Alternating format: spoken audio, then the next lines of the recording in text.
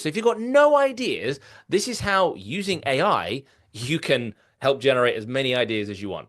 So here's how you can use AI to generate ideas to start a business or to grow your existing business. Very simple. Here I am on ChatGPT, and I've asked ChatGPT, I want to start an online business which is highly profitable, has a mass market, low startup costs, and is easy for a beginner to run. Give me your best ideas. And ChatGPT has come up with some amazing ideas. So we've got AI-powered digital marketing agency.